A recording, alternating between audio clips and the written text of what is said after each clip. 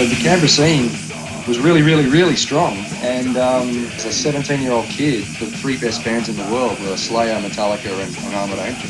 Yeah, they got a lot of interest from all around the world for their demos.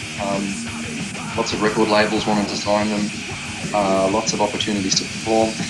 When we go and see international bands like, Bolt Thrower, they would get the national support. And it was just, they really helped bring that scene, build that scene down there, but also in Australia because they were so freaking good.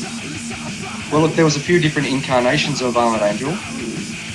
There was an early incarnation started by their bass player, Lucy, but they were good. They were like sort of more heavy metal, I suppose.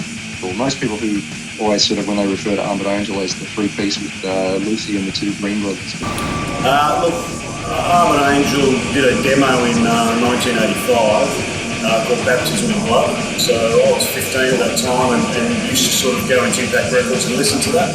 So I was kind of really into what the band was doing. I was sort of excited. There was a metal band coming into Canberra. And Lucy had just finished up with the other members of Armored Angel. She wanted to go in a more sort of thrash kind of direction. So Lucy asked Matt and I to join. I joined straight away. Matt was a bit unsure at first because he hadn't been playing guitar long. And they were interesting as well because Joel, like the drummer, he was also the lead vocalist. So you had, this really interesting visual thing going on as well. This guy behind the kit, smashing the hell out of the kit, but also providing this really gnarly vocal presence. And the scene really grew from those early days of particularly Armored Angel. I mean, going to see Armored Angel was like going to see Metallica. So you had Canberra, this place which has sort of got a reputation for roundabouts and horn and fireworks and being the capital of public servants, but it had this really great bubbling underground thrash metal scene. And then, we got further out. We started playing in Brisbane and making friends with a whole host of other great, Queensland bands.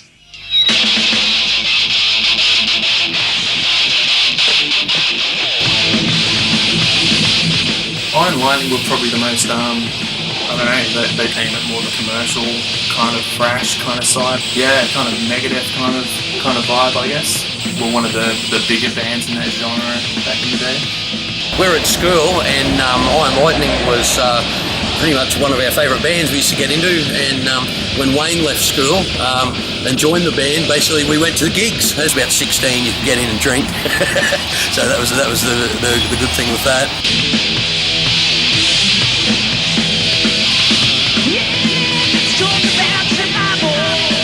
It was a shame really when they had a whole album recorded on the verge of releasing it, sort of when they came apart, unfortunately.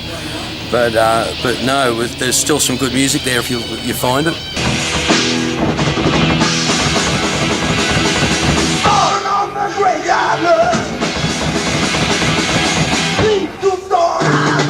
I pretty much remember the days just with, say, Spitfire mainly.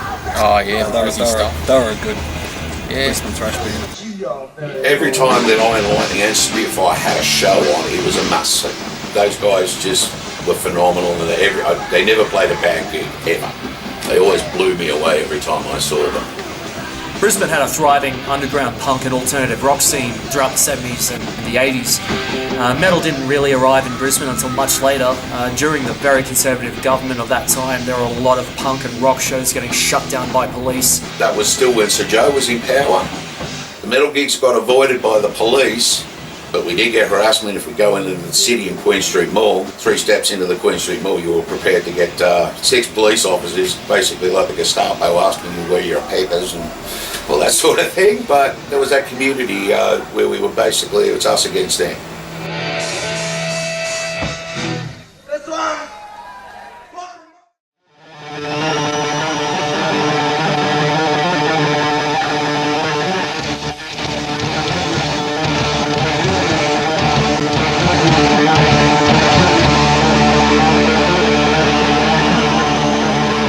Perth, Allegiance, like Perth was like another country, and you had Allegiance who were over there pulling, massive crowds. Yeah, they were enormous as well. 88 and 89 in Perth was very much a predominantly cover band scene back then, being quite an isolated city. But the very first, thrash speed metal bands sort of happened in the very late 80s. So the first one that came to mind for me was Cremator, and they put out an EP early on in the piece. They had a drummer, Russell, who went on to play in UMI of all bands. The way to get the best gigs back then was cover bands. It was very hard for original bands to play a lot of the main venues. It was a very cover band dominated scene, so we all came from cover bands. We started doing our own material, supporting our own cover bands. That's how we sort of started from there, incorporating more and more of our own originals and splintered off into our own band called Legions. We put our first demo out about 1991, I think, Make the Pledge it's called, and things just sort of grew from there.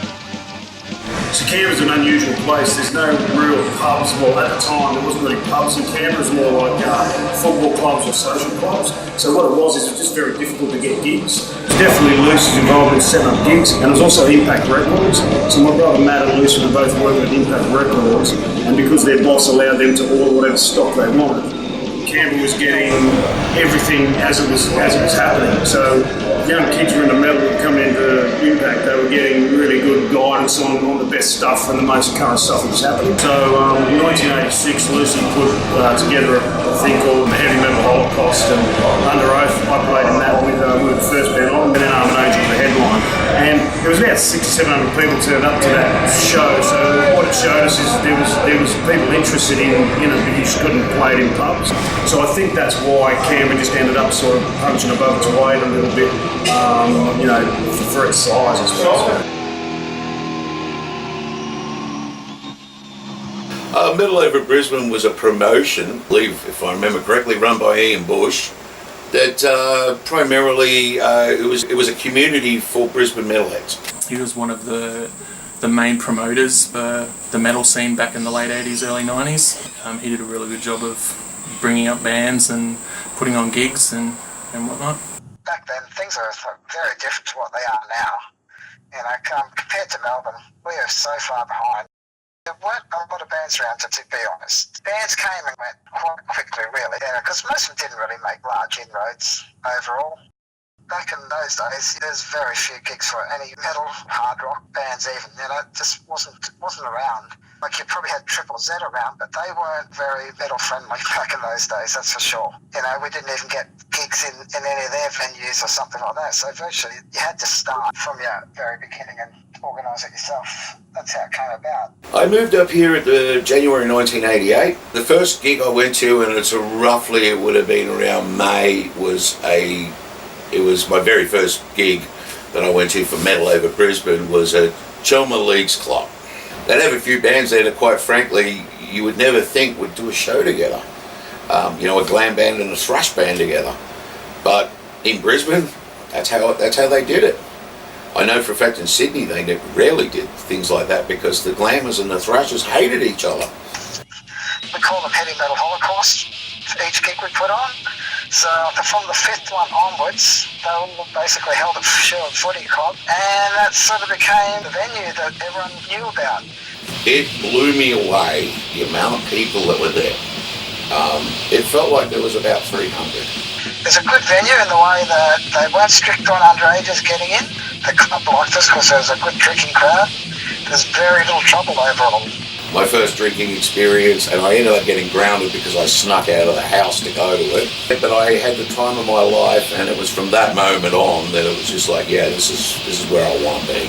Everybody had a little membership card. You not only had your discounts on the door for all of the Metal Over Brisbane gigs, but you had a sense of belonging, like we're the Brisbane metalheads.